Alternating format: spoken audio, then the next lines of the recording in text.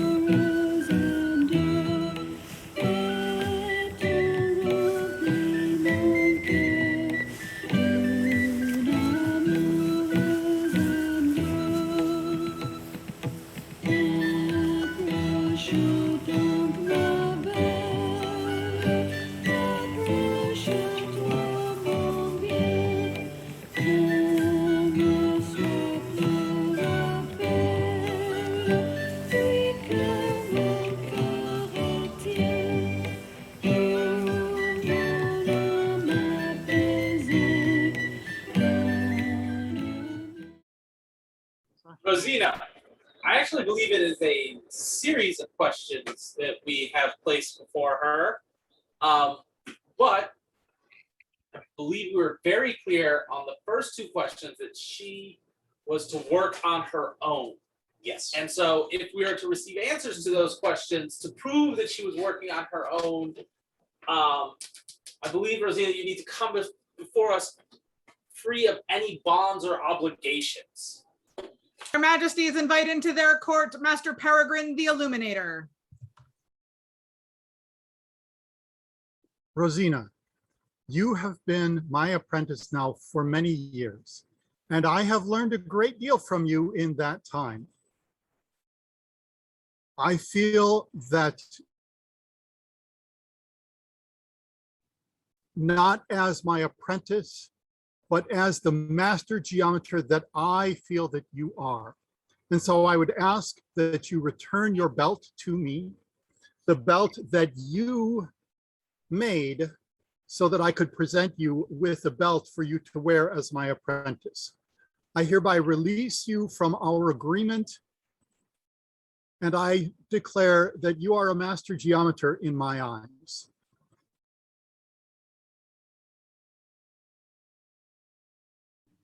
So before you answer these questions, we need a certain group of people to bear witness to these answers. Archie, would you mind calling in the order?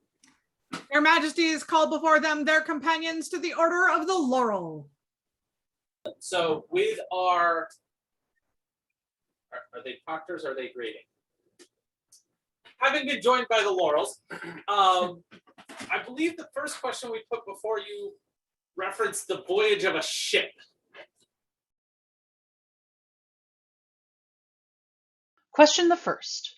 A merchant in his carrack leaves Bacale for l'Île du Dragon Dormant, averaging 3 knots or 75 miles a day. On the same day, at the same hour, an explorer in his caravel leaves l'Île du Dragon Dormant for Bacale, averaging 4 knots or 100 miles a day. I ask how much time is required before they see each other, and, as the baronies are separated by 1,700 nautical miles, how far has each traveled? To solve this with the tree method, first you must know the number of days each ship will travel. For the number of days the carrack will travel, divide the 1,700 by the 75 and get 22 2/3 days. For the number of days the caravel will travel, divide the 1,700 by the 100. The caravel will travel 17 days to Bacale. You put it that it will be 10 days until they meet. In 10 days, the carrack will travel a portion of the trip that is 10 divided by 22 and 2/3. That is 15/34 of the trip. And also in 10 days, the caravel will travel a portion of the trip that is 10 divided by 17, so that between them, they travel 15/34 plus 10/17, or 35/34 of the trip, which is 1/34 too far. So you will divide the 10 days by 35/34, and thus the answer is 9 5/7 days after commencing the trip shall they meet. In those 9 5/7 days, the carrack shall travel 75 miles a day, so you will multiply the 9 5/7 by the 75, thus the carrack shall have traveled 728 4/7 miles. Similarly, you will multiply the 9 5/7 by the 100 to get the 971 3/7 miles that the caravel has traveled. The 728 4/7 and the 971 3/7 are the 1700 miles between the two baronies. Thus the answer is correct. When they meet, the two ships will be in the seas near the canton of Sescher in the barony of Ruhenthallen.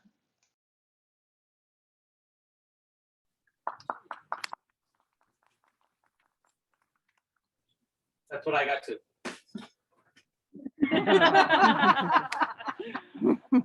And I double checked his work, so yes. So the second question, still a math question, not a biology question, was about a pair of miniature blue tigers making many more miniature blue tigers. And so the question is, how many miniature blue tigers do we have in a year?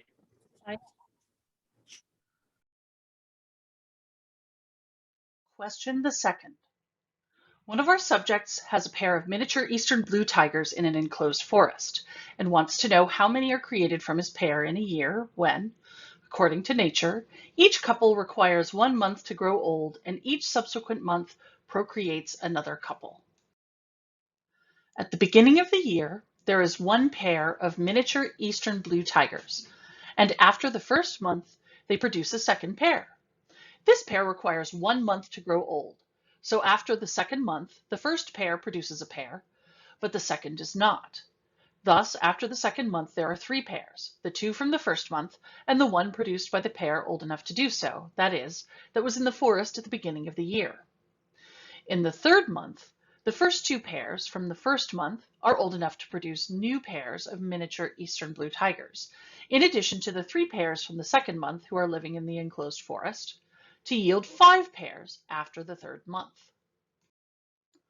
And thus you shall see that for each month you shall add the number of pairs from the previous month living in the forest to the number from 2 months before, which is the number of new pairs produced in that month, being the number of pairs that are old enough to produce new pairs. So for the 4th month, you shall add the numbers from the previous month and 2 months before, being 5 and 3, to yield 8 pairs at the end of the 4th month. And after the 5th month, you shall add the 8 from the previous month to the 5 from 2 months before to obtain 13 pairs. For the 6th month, you shall add the 13 and the 8 to obtain 21 pairs after the 6th month. Likewise, for the 7th month, you shall add the 21 and the 13 for 34 pairs. And after the 8th month, there shall be 34 plus 21 for 55 pairs. And in the 9th month, you shall add 55 and 34 for 89 pairs. In the 10th month, add 89 and 55 for 144 pairs. In the 11th month, add 144 and 89 for 233 pairs. And thus, after 1 year, which is the 12th month, you shall add 233 for the 11th month and 144 for the 10th month, so that there are 377 pairs of miniature eastern blue tigers living in the enclosed forest. I hope your majesties are satisfied with the answers I have given thus far to your questions. I will deliver my answer to the last question more personally.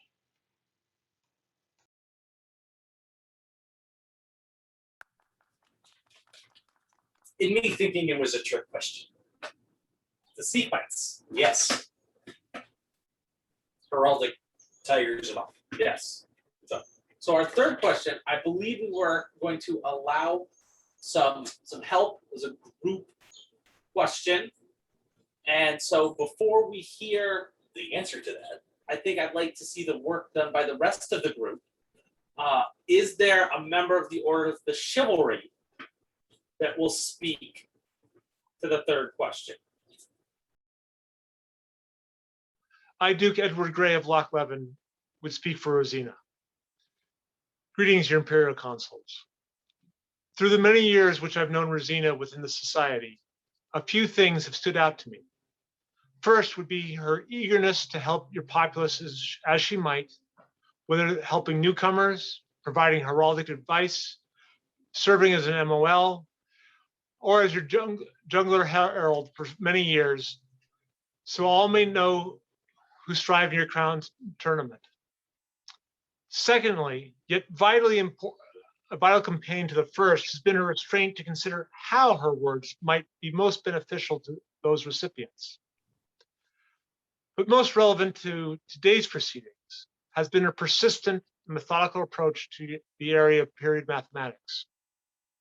As a member of your chivalry, a clear truth of my order, and I must believe of all peerage orders, is that mindful practice and repetition provide the necessary fertile soil from which excellence grows. And Rosina has spent many years striving for and coming to terms with this truth. I have watched as she, time and again, reviewed the letters, manuals, and diagrams of the past, played out their patterns in fiber, numbers, and abstract thought, shared and debated her findings within the larger society, and through that mindful repetition of doing, contemplating, refinement, and continued execution, she's arrived at an understanding of what was known at the time and developed a period context in which to nurture that understanding. Great consuls, I and my order must walk this path and ask that you recognize the lady upon it as our peer. So say I, Edward Grey. Is there a member of the Order of the Pelican who will speak for her? Greetings to your Royal Majesties, your Royal Highnesses, and to all those assembled. My name is Jamilia Al-Tsuba Al-Khadid min Bikail Al-Sheikha Al-Mu'alima, known to most simply as Suba. I am a companion of the Order of the Pelican, and I have the incredible honor of speaking for Rosina von Schaffhausen. It grieves me that there are many reasons why I cannot be there in person this day. Nonetheless, I am very humbled and very privileged to be able to speak. Because the Order of the Pelican is an order based on service, I am here to speak of how Rosina has served. Therefore, it is perhaps unsurprising that there is a lot of service that she has done of which to speak. According to the Troubadour records, Rosina has been Jongler Herald, in charge of shield trees, since spring of 2015, which is how I know her and her work. We worked at least 10 crown tournaments together, and in the latter part of those years, I had the honor of serving beside her as Troubadour Herald, who is in charge of list heralds. We worked together very closely, including traveling to Canada twice. With that in mind, here is a typical crown tournament with Rosina. She arrives early, often before Troll opens, and receives all the shields for the shield trees from the combatants and figures out which are missing. She supplies blank shields and hardware for those who have forgotten them or missed the memo. During the tournament, she is responsible for sending the shields out in their proper pairs, then reorganizing the shields as they return. She follows the lists and sets aside all of the shields of those who have completed their competition for the day. And because she follows the list, she is able to organize the shields in the most efficient manner for when the next pairings come from the Minister of the Lists. If you have never been there, then I can tell you wholeheartedly that this is a lot easier to describe than it is to perform, especially given the amount of tension the combatants are under and therefore the amount of tension the heralding staff is under to get everything right.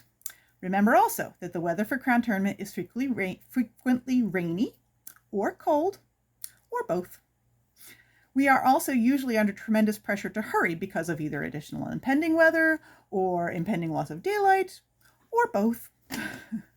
So this means frequent periods of mad scramble. In that sort of environment, working with Rosina is a particular joy because on and off the job, she is cheerful and willing to help, both in ways that she is asked to help and in ways that she notices help is needed. She makes the work lighter and easier, both by her demeanor and her skill. She is proactive about reaching out to find out what will be needed for the next tournament and about suggesting improvements based on her previous experiences. Anyone who knows Rosina knows that she generally does not boast about her service. She simply digs in and serves, then looks for the next opportunity to serve. In my opinion, this is the best kind of service and the best reason for service. It is done for the joy of the work and the joy of making the whole event successful. Rosina is easy to overlook because she is just always there and always easy to work with. Because of her typical reticence, I can imagine there must be a lot more examples of her service than I have been able to see and name. I agree with those who say that companions of the Order of the Pelican are not created, only recognized. Therefore, for her service that I have named, and for any and all of her service that I have failed to name, I am pleased to have the privilege to confirm for you that Rosina is and has been and will continue to be worthy of this honor. I am overjoyed that your majesties have chosen to elevate Rosina, and I sincerely thank you for this opportunity to speak for her. In service to the dream, this is Supa. A vital service and a real window into the dedication to our society and our kingdom. Thank you for those words. Is there a member of the Order of the Rose that would speak for this candidate? I am Duchess Thura Eric's daughter, and I am here to speak on behalf of the Companions of the Order of the Rose. And one of the things that we look for in candidates is inspiration. And often that does mean encouraging others to do exactly whatever you are studying. And I certainly hope that that is the case. Yay, science. But what Rosina shows us is that you do not have to be a mathematics scholar to use math as our medieval forebears did. She reveals to us the underpinnings of what we already do, thereby improving all of our endeavors. Mathematics is essential to many of our activities, certainly weaving, but the making of garb, glass blowing, fencing, medicine, yes, exchequering. The using of math, I would say, is actually a hallmark of civilization as much as any of the other virtues that we speak to in these ceremonies. Math also connects us to historical activities the way that baking bread in an earthen oven does. It is the same math, the same methods, and the same results. Rosina has illuminated medieval learnings that we still use today. She gives us a deeper understanding of what we do and how we do it, and why we do it that way. She brings that valuable gift to our kingdom, and I am inspired by the work that has brought her before you this day. I thank you, Your Majesties. Thank you for your words, Your Grace. Those speak very highly of the candidate. Is there someone from the Master of the Order of Defense who will speak for her? I am Mistress Alice McIntosh, Companion of the Pelican, Companion of the Laurel, Master of Defense, and 11th Tiger of the East by the wrath of God if I am anything. And it is my job to speak as for the Order of Defense on behalf of Rosina. The remit of the Order of Defense is to speak as to the virtues of perseverance and fortitude of the candidate. And Rosina has shown these virtues in spades. Rosina has chosen a path to the peerage which is more difficult than when one simply makes objects. She has chosen to pursue a laurel in the field of ideas, in the field of numbers. To pursue such a thing requires great perseverance, for it is not something that can easily be shown in pictures or put in an arts and sciences display and examined carefully. You cannot check the seams on a math problem. To have such perseverance, one must first love the thing one does deeply and profoundly. And it is clear from watching Rosina as she interacts with all the things she does in the SCA that she loves the society, its virtues, and its people deeply and profoundly. I came to know Rosina primarily through the area of heraldry, where her love and dedication is apparent in the time she spends taking care of the shield trees, as others have already described, that submissions are properly handled and that questions are followed up. In all things, she has proven herself to be someone who embodies persistence, perseverance, and the great Eastern virtue of never giving up in the face of adversity. She is in all ways and all deeds a peer of this realm, and I commend her to your majesties most heartily. Strong words, well spoken. Is there a member of the Order of the Laurel that would speak for this candidate?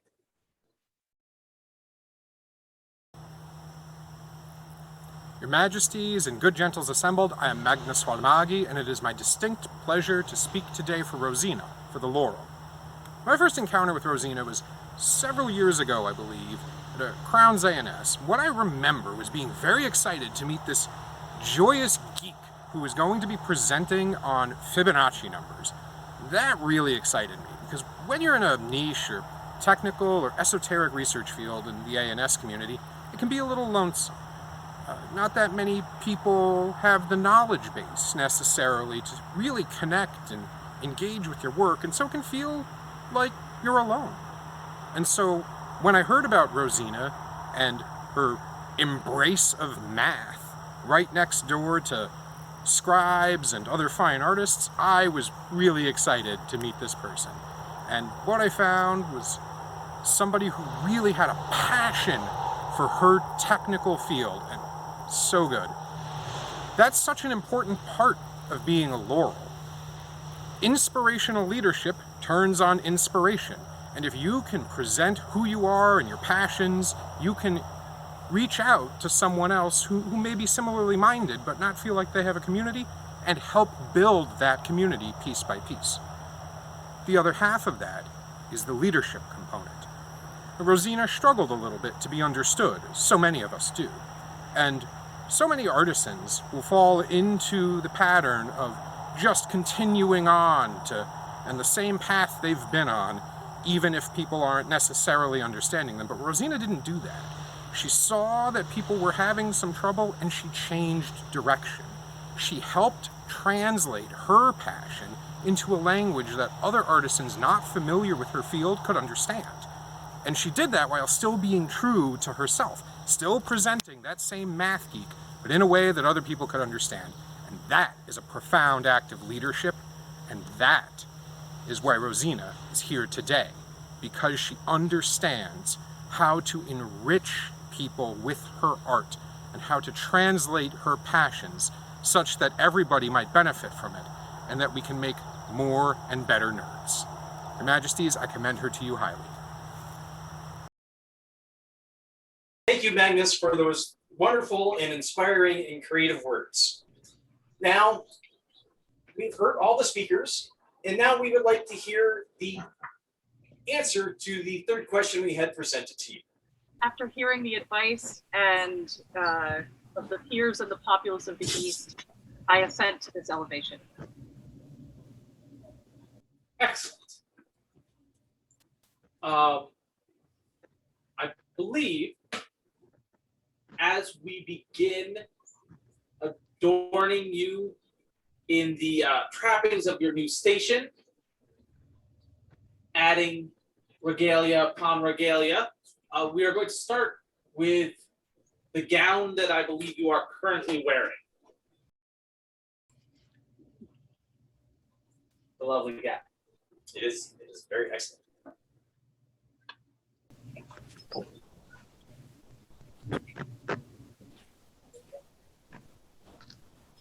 Majesties, the regalia for today was primarily done by Mr. Ray. He constructed the majority of the gown.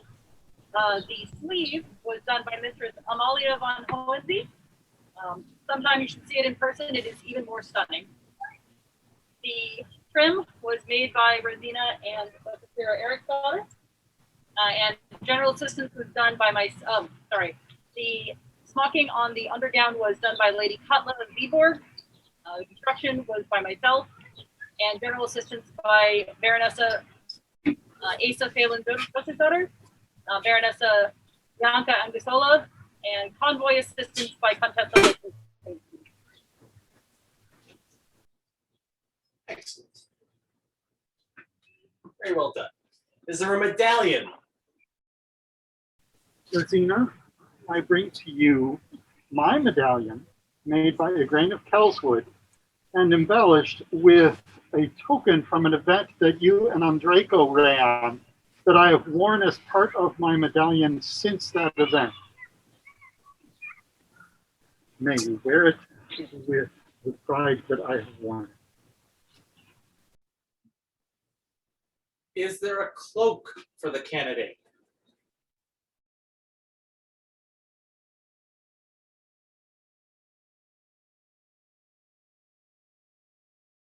Fantastic. Is there a mask?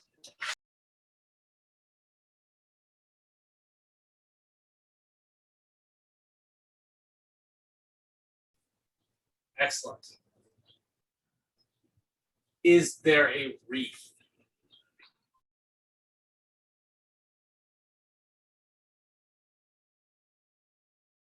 And are there ponies? We were not able to bring a pony. We decided to get 3 ponies for you, which are here. 3 ponies for you, as you requested upon your elevation.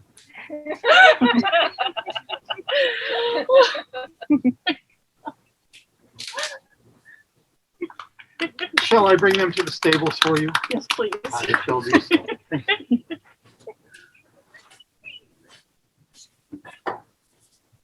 I believe we have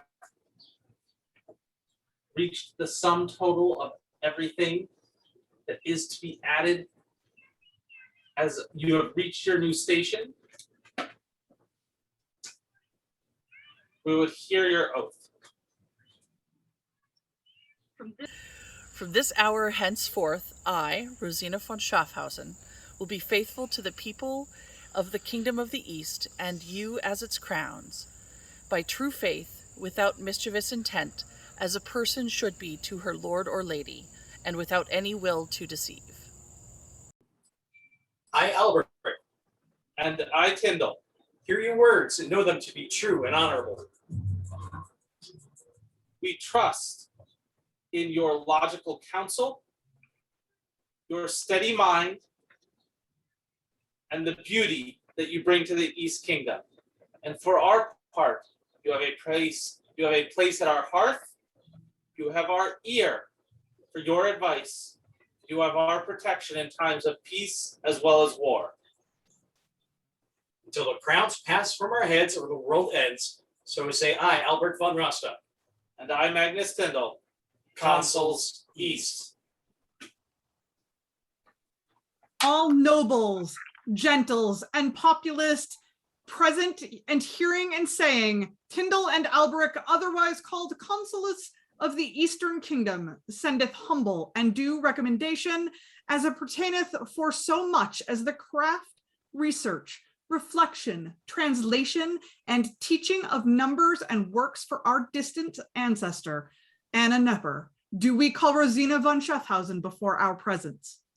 Her work over many years in furthering the knowledge of our populace shall move us with grace to attain unto honor the foresaid Rosina, laudable deserve and induct her into our venerable order of the Laurel. And so she might boldly and vowable occupy, challenge, and enjoy forevermore, without prejudice or rebuke of any estate or gentle of this realm, taking respect and consideration into the good and disposition of the foresaid Rosina, have devised and granted arms by letter patent, namely azure, a pile inverted, bendwise purpur, fimbriated or. Further do we of our said power and authority have appointed and granted to and for the said Rosina to enjoy without prejudice or impeachment all rights, honors, and trappings of the order of the Laurel, and witness to these present have settled our seal of arm with our sigil Emmanuel. Words by Matthias Grunwald, calligraphy and illumination by Kaylee McWhite.